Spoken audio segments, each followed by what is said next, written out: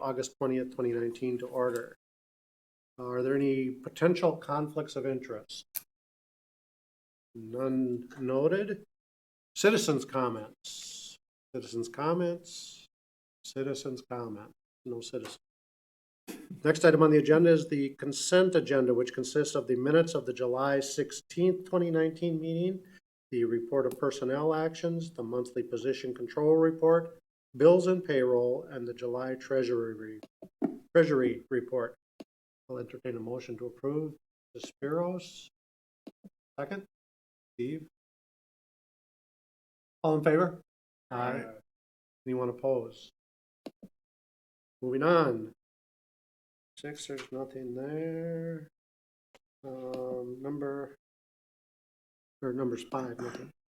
Number 6 is a request to recommend approval of budget resolution number 10-2019, the purchase of a drone, presented by Rick Gramza, Police Chief. Rick. Thank you. What you have in front of you is a budget resolution to transfer monies that we have both in a revenue fund that the police department has for restitution from various drug arrests, but then also a donations fund which the community donated between the Altman family and numerous other community leaders donated $10,000 towards the purchase of a drone. This item could be used for many life-saving features as well as surveillance, crime scene photography, etc. So I'd be happy to answer any questions. Otherwise, would look for approval of this budget resolution, which was approved by the Police and Fire Commission on the 14th of August. Anybody? Mr. Witzel. Second. Rebecca. Comments? Thank you. Does this require any kind of licensing to operate, or is it just anybody can jump in and go, or what's the plan moving forward? It will require some training, and we will pursue prior to. For everybody, or for select few, kind of like for a select few, we'll probably train probably a minimum of 6 individuals is the plan right now. Okay, thanks. Any other comments or questions for the chief?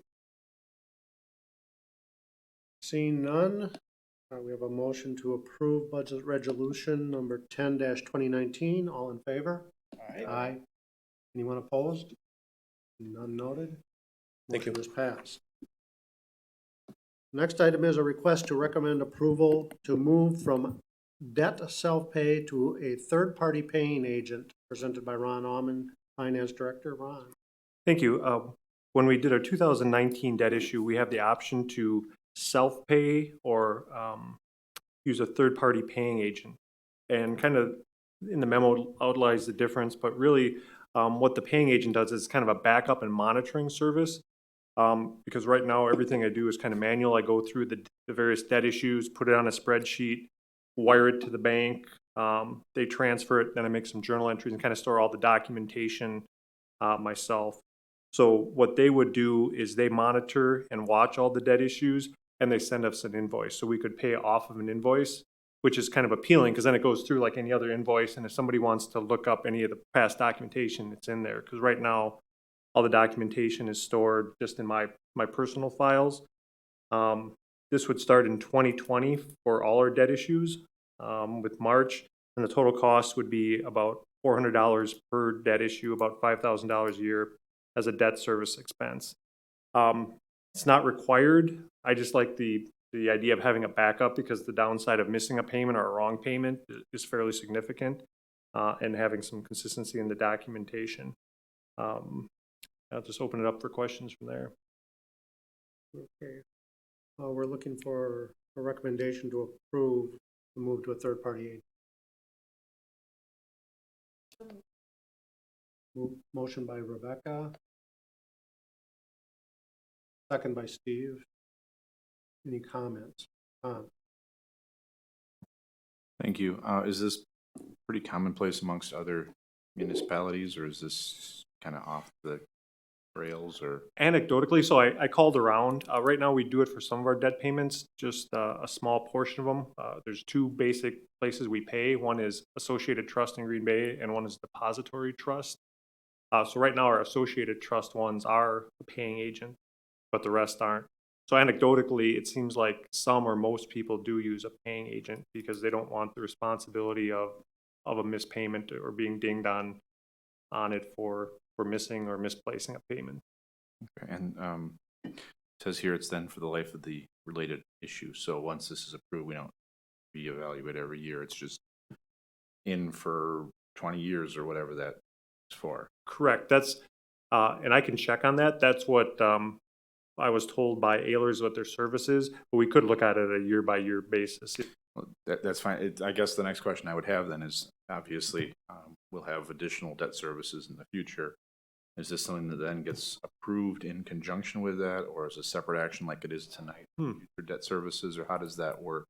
That's a good question because I don't think it's ever been brought before. So, so next year when we have a new debt issue, I could make it a part of the debt issue question. You know, if we want to self-pay or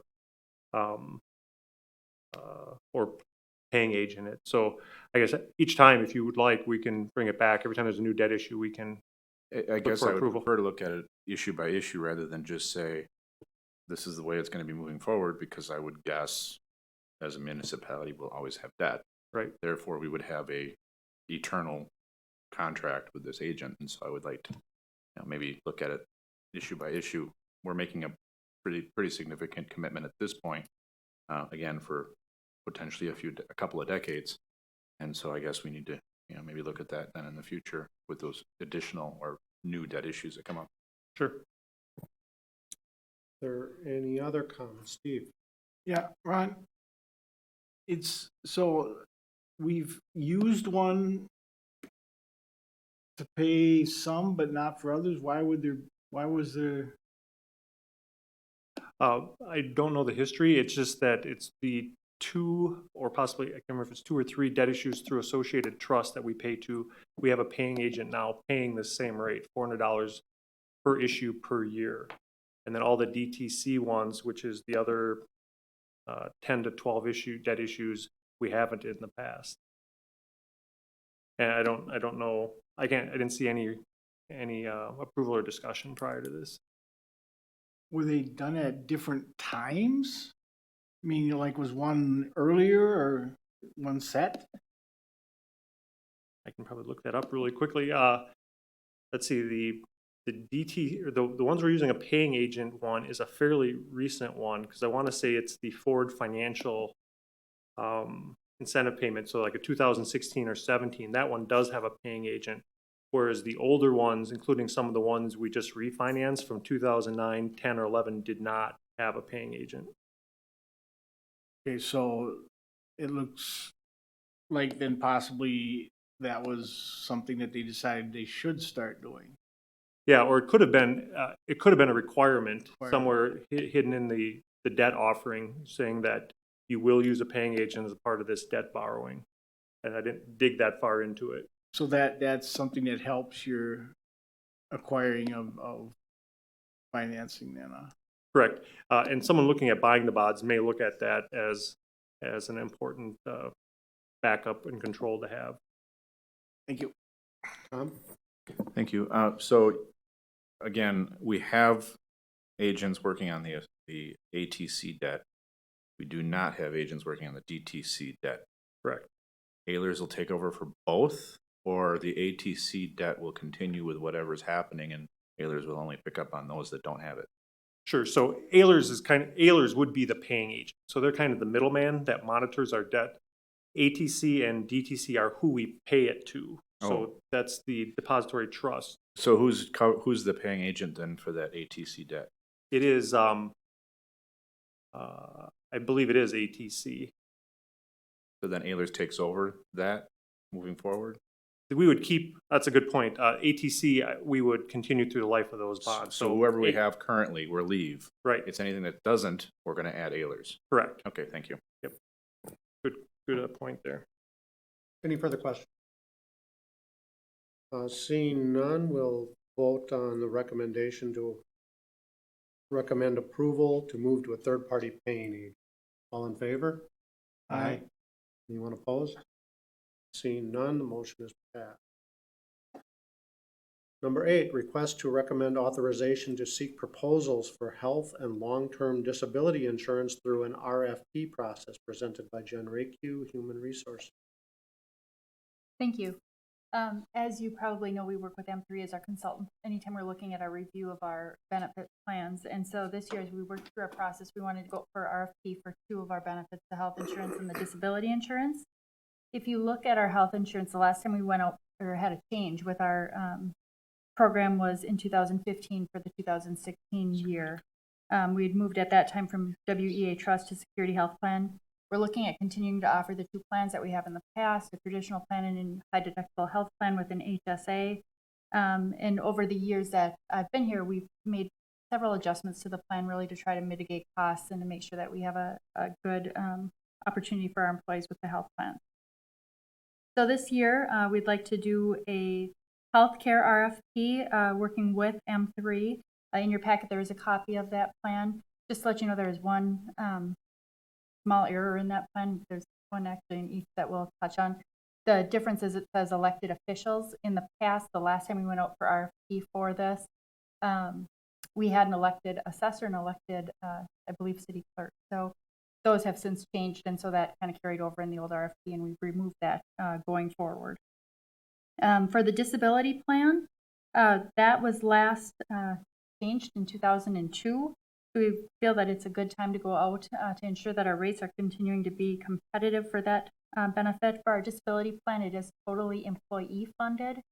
So there's no cost to the city on this. We just want to make sure that we've got, again, a good vendor.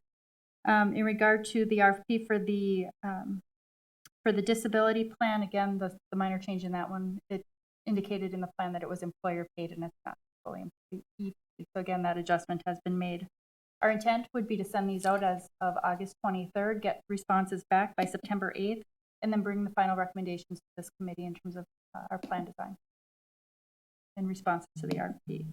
So at that, we're requesting approval to send out the request for proposals for health insurance and long-term disability insurance, and we're looking for your direction to proceed with the process. We have a motion, Steve? Second? A second to approve? Tom? Any questions, Tom? Thank you. So the RFP is not due with M3.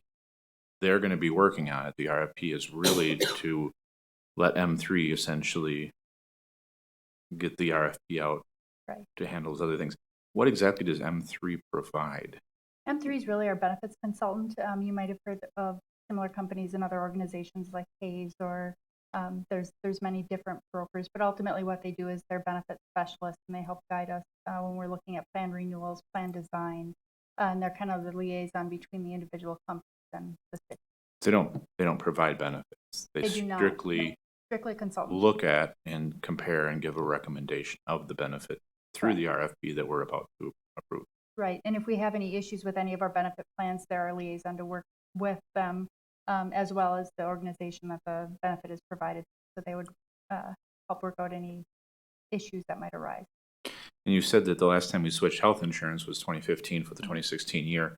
When's the last time we did an RFP for health insurance? It would have been at that time. We haven't done an RFP since? Well, we talked about, they did kind of do a looser RFP last year where they went out for bid, but we had a pretty poor utilization rate at that point and didn't get any and people even considering a bid for us. So there was an RFP-ish. It wasn't a quite year this ago. process, so it was a little. Thank you. Yeah, historically, what we've tried to do is no more than once every 2 years. And really our goal, I think, is to do it every 3 years. But sometimes based on the quote we get from our current provider, you want to do it after 2 years. You never want to bid health insurance every year or you wear out the market and you don't look like a very serious customer. But our goal has been 3, but we've sometimes done 2. Any other comments or questions? We have a motion to recommend authorization to send out an RFP for health and long-term disability insurance. All in favor? Aye. Opposed? Seeing none, the motion passes.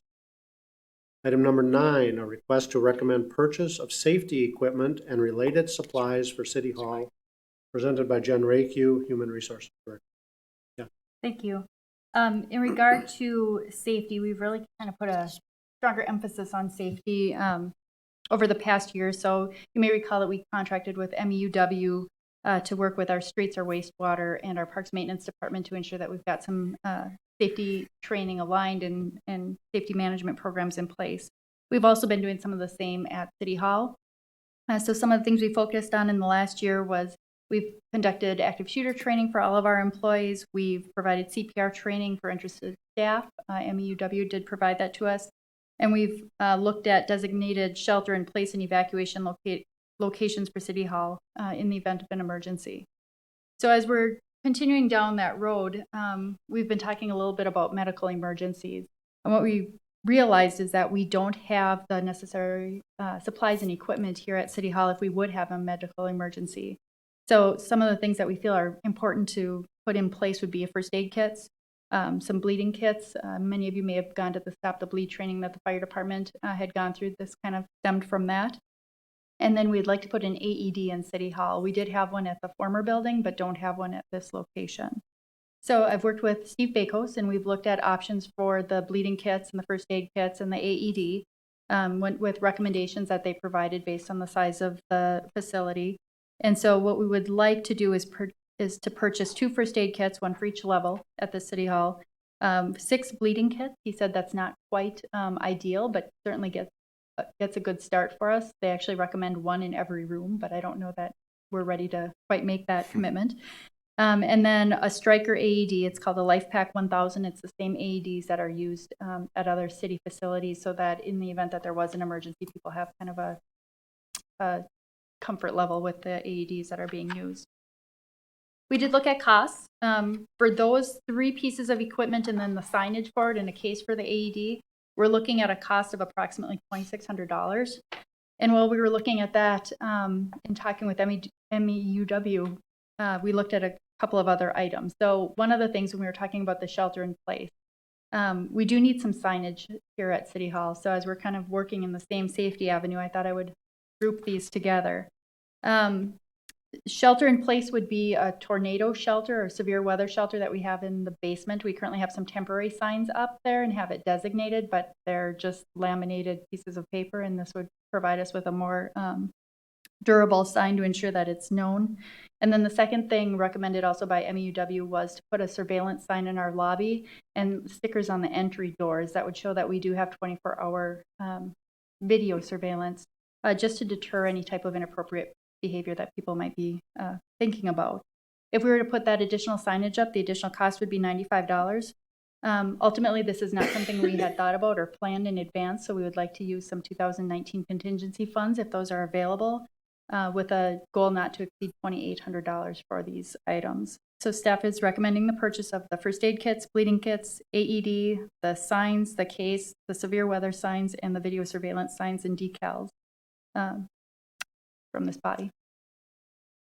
Thank you. And if I could just add briefly what Jen said, we have been looking to see whether it's possible internally that we might be able to find the funds for this without a budget resolution, but we certainly want the approval of this committee going forward. And if a budget resolution is needed from contingency, we'd like the authority to bring that forward to the council next Tuesday night. It's a smaller amount, so sometimes, there's ways to find existing funds to cover these, but this is something that was not anticipated. We hadn't thought about it, and Jen, working with MEUW, identified it as I think a pretty important need for us to take care of here in this building. Yeah, I would agree that it's important, so I'm looking for a motion to Do we need motion then for that? approve the purchase of the item. Yeah, I think I agree. Very important in all respects, so I would make a motion that we do so. Okay, a second? First second by Rebecca. Is there any further discussion? Tom? Thank you. If this did have to come out of contingency, where does that leave us with the contingency? We currently have $31,000 left in contingency, which is just slightly under half of the $75,000 we started the year with. So we got plenty. So we'd still have corner. about $29,000 left. Okay, and then I'm just gonna throw this out there. I don't necessarily need an answer. because we're on TV. But I will assume by putting up signs for video surveillance that we really have video surveillance. Because if we didn't, then I've understood that there's been some issue of falsely advertising that we had something and we didn't. And so I Yeah, will when- assume everything is kosher on that. When we moved into this building, there was a video surveillance system put in, and so in the main lobby, in the hallways, outside, and in the entrance here, there are, and obviously in this room, there's security surveillance. Okay, thank you. Any other questions or comments? All in favor of recommending approval of the purchase of these items, say aye. I, Aye. Opposed? Seeing none, the motion passes. Item number 10, Finance Director's update on various items presented by Ron Allman, Finance Director. All right, just wanted to just update on a few things that we mentioned over the past. So we implemented P cards this year, and that's been going really well. Our average spend is about $150,000 a month. Bob and Ashley in our department have been doing a good job with that. We have a minimum spend of $1.5 million to get a rebate, and it looks like we'll make that. Wanted to do a little bit of a debt recap on our debt issue we had. It was all good news there. We were able to shrink the size of the debt because of the interest rate. And then another thing that kind of happened is when we adjusted all the TIDs to where they really should be, we ended up with some TIDs like TID 4 that have a lot of cash, and then some TIDs like 5 and 7 who are in negative cash. And so what we've been doing with TID 4 is we're paying off much of their debt as they can because they have the cash. So during that debt issue, we paid off 3 different debt issues that we've been paying on, and then we were able to do that externally. And then we're going to do as much as we can internally to kind of try to get both of those to zero. So if we have a debt issue that's split between a bunch of TIDs, we write the check to DTC because that's required, but we can kind of structure it how we want internally. So on those split debt issues, we're moving like TID 4's payment to year 1. And the TIDs that have less cash, we delay their payments. And so we kind of structure it that way too, as we try to get everybody's cash kind of back in alignment. The interest rate, I think we're just incredibly fortunate. 2.14%. That was a great rate. Talking to Ehlers afterwards, they had some cities with a rating about two steps above us that got a higher rate just the week before. So I think just got very fortunate to time it there. Another interesting thing about that was there's always this question of should we issue debt over $10 million because it's called a bank qualified limit that if it's under $10 million, it really encourages banks to bid on our debt. And with the number of bidders, we kind of I don't know if we got lucky there too, but with 7 bidders, it kind of made that a non-issue, because there's usually a small basis point cost in going over 10 million, and just the timing that we did well on that too. And I know there's a lot of numbers in the presentation from Ehlers, but the most important number is, remember our budgetary issue, there's the operating part of it, and then there's the debt service part of it. And what this did to the debt service shortfall that we had experienced, it shrunk it down to about $270,000, whereas we started at much closer to $1 million on an annual basis. So by structuring and just hitting the interest rates right, I think the exact number is $276,000 we're looking at for 2020. We're still short, but I mean that's a reachable goal that we can get back and moving forward. So just very, very fortunate there. And the last update, we just got some numbers from the state as far as our TID increments. And then overall, subject to some appeals, because we had some big properties come on this year, such that might appeal, but the increment value in our TIDs went from 97.9 million to 123 million. So we had almost a 20%, 25% growth in our TIDs, and they all look good when we cash forecast them out. TID 2, we will look at closing. If we want to do that, we have to make a debt decision by April of 2020. Would have to bring some paperwork. TID 4, which had been kind of the one that we questioned the most, is now looking much better. It had a good increment growth, about 10%. And now that they paid off a bunch of their debt with their excess cash, that looks good. 5 has a very minimal amount of debt and is going great. TID 7 just added PCA. And so the preliminary growth there went from $15,300,000 to almost $36 million. So that's just going gangbusters. And then our newer TIDs, 9, 10, and 11, are smaller, and they have an increment exceeding their debt service already. So they're just year to year are positive. So they're all individually positive and collectively very positive. So just wanted to share that also and take any questions on any of those items. Tom? Thank you.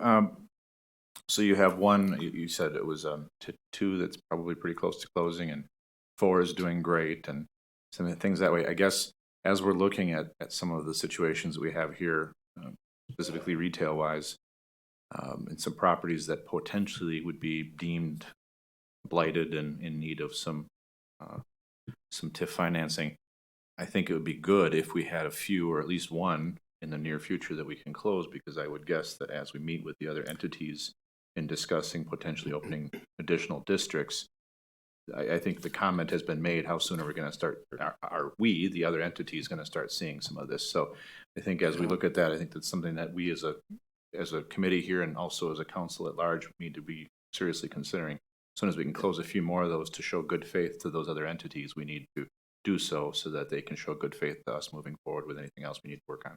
That's a very perceptive comment, Tom. They've been very patient with us, the school district, the county, the tech school. They've seen us do a lot of stuff in TIDS in the last 10 to 15 years. They've seen us make good investments, but they have asked the question a little bit more in the last couple of years, when are we going to see some closure and see that tax base end up in general on the rolls for all of us? And I think you're exactly right. Before we look at creating any new TIDs, it would be advantageous for us to see 1 or 2 of these close and see them get the benefit of what they've supported. And for TID 2, it's been debt-free for a while, and it's a donor district. So right now, TID 2 and TID 4 can donate to TIDs 5 and 7. So TID 2 has been kept open really to make sure that 5 and 7 look strong enough that they wouldn't need the donation. And now that 7 has come along, it does look like that. So yeah, there's really no reason not to move forward, I think, with closing 2, given, like you said, that the Yellowstone Industrial Park TID 7 has really picked up. That was the one we were the most concerned about in recent years. Any further comments or questions? No action needed on this. Thank you, Ron. Suggested items for future agendas. Seeing none, we'll adjourn.